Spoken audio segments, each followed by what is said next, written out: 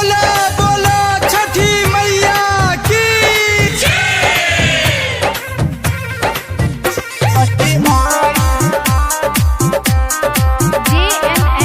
Music Alamnagar.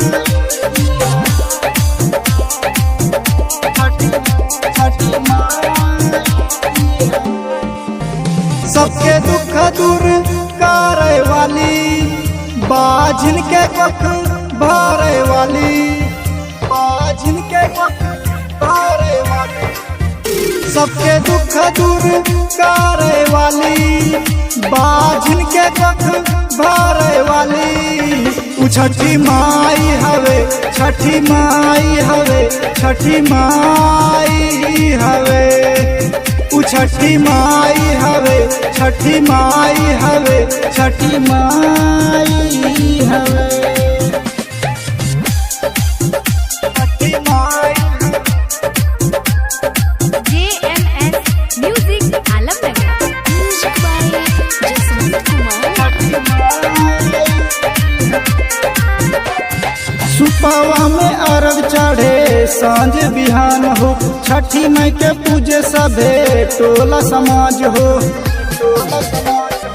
सुपवा में अर्घ चढ़े सांझ बिहान हो छठी माई के पूजे सभे टोला समाज हो सबके कष्ट मिटावे वाली कोढ़िया के काया देवे वाली उ छठी माई हवे छठी माई हवे छठी माई हवे उ छठी माई हवे छठी माई हवे छठी माई हवे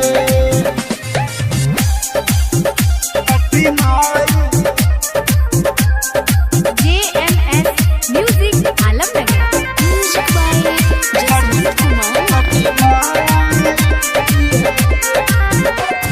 मेघा माही अंश धैलक माई के ध्यान हो सुबह सुमन अर्घ देलस सांझ बिहान हो